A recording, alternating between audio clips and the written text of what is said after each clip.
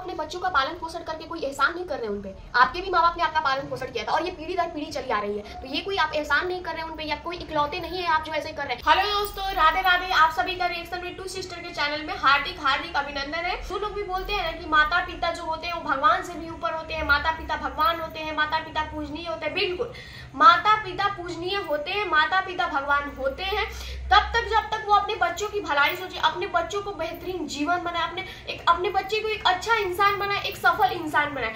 वो नहीं जो अपने लालच, अपने निजी स्वार्थ के कारण अपने बच्चों की जिंदगी बर्बाद कर दे, अपने बच्चों की पूरी लाइफ बर्बाद करे, अपने बच्चों की मेंटल हेल्थ बर्बाद कर दे, अपने बच्चों की जान ले ले। ऐसी ही कोई घटना आया है महाराष्ट्र से। महाराष्ट्र में एक लड़की थी साधना, 19-20 साल की लड़की थी, डॉक्टर की तैयारी कर रही थी। नीट का उसने एग्जाम दिया था। 92% उसके नंबर आए थे। उसके पिता ने उसको बहुत डांटा, उसको बहुत सुनाया, बोला कि तेरे इतने कम नंबर क्यों आए हैं। उसने एक ही बात बोला कि पापा आप इस उम्र में कौन सा कलेक्टर बन गए थे, ये बात उसने बोला। और देव तुल्य, भगवान तुल्य उस पिता का ईगो जाग गया और उसने अपनी बेटी को निर्दय, मतलब इतना निर्दयी था, इतना निर्दयी तरीके से उसने अपनी बेटी को इतना मारा कि वो लड़की दम तोड़ गई, वो लड़की की जान चली गई। और ऐसा नहीं है कि मारते के बीच में मर गई, उसने उसको मारा, फिर उसको छोड़कर वो चला गया स्कूल। मतलब रात को उसने मारा था, सुबह में बेहोश हो गई थी, उसको छोड़कर चला गया था स्कूल। फिर जब दोपहर में आया, फिर उसकी माँ ने लोगों को इकट्ठा किया था, फिर वो ले गए उसको हॉस्पिटल के लिए। तो हॉस्पिटल पहुंचते ही वो लड़की मर चुकी थी। तो मैं ये पूछती हूँ कि क्या हमारे माता पिता का ईगो, उनका घमंड इतना बड़ा हो गया है कि उनके बच्चे भी उनको नजर नहीं आ रहे हैं? क्या उनका पैसा इतना उनके लिए ज्यादा वैल्यू करता है, उनका सपना इतना वैल्यू करता है कि उनके बच्चे की जान की कोई वैल्यू नहीं है, उनके बच्चे उनके लिए महत्व नहीं रखते? देखिए, साधना मरी है, इस बात का बहुत दुख है, लेकिन बहुत अच्छा हुआ साधना मर गई, क्योंकि ऐसे माँ बाप, ऐसे पिता बच्चे डिजर्व नहीं करते। ऐसे लोगों को निसंतान ही रहना चाहिए, क्योंकि बहुत सारे ऐसे लोग हैं जो एक संतान के लिए तरसते हैं और एक बहुत सारे ऐसे लोग हैं जो संतान होते हुए भी उनके साथ जानवरों जैसा व्यवहार करें। और आजकल सोसाइटी में ये तो फेमस ही है। आजकल छोटे छोटे बच्चे, 10-10 साल के बच्चे सुसाइड कर ले रहे हैं। इतना प्रेशर है उनके ऊपर, और इतना प्रेशर दे कौन रहा है?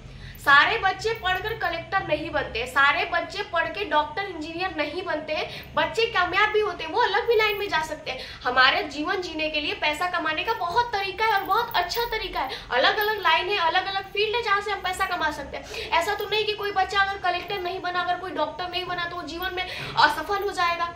उसके लिए तो आपको जरूरी है ना कि एक मजबूत, एक सफल और एक नेक दिली इंसान बने। लेकिन पेरेंट्स को उससे कोई फर्क नहीं पड़ता है। बच्चे 5 साल के होते हैं, 5 साल के तो छोड़ो, आजकल तो 2 साल के बच्चे उनको स्कूल में डाल देते हैं। जैसे ही वो थोड़े बड़े होते हैं ना, फर्स्ट क्लास में उनको फर्स्ट पोजीशन चाहिए, सेकंड में चाहिए, मतलब उनको हर क्लास में फर्स्ट पोजीशन चाहिए। फिर चाहे उनका बच्चे का बचपना बर्बाद हो जाए, उनके बच्चे का मेंटल हेल्थ खराब हो जाए, मेंटल पीस की ऐसी की तैसी हो जाए, उनको कोई फर्क नहीं पड़ता है। और सबसे बड़ा ये बात है, वो करते तो हैं, बहुत सारे बच्चे प्रेशर में ला भी देते हैं वो नंबर, उसके बाद से एहसान गिरवाते हैं। अच्छा, मैं पूछती हूँ कौन सा एहसान गिरवाते हैं? माता पिता अपने बच्चों के लिए कुछ करके, उनको अच्छी शिक्षा देके, उनको अच्छा घर देके, उनको अच्छा खाना पीना देके, उनको अच्छा कपड़ा देकर कोई एहसान नहीं करते हैं। उनकी पीढ़ी दर पीढ़ी ने भी वही किया था, उनके भी माता पिता ने वही किया था, उनके दादा दादी ने भी वही किया था। तो ये कोई एहसान नहीं हुआ है।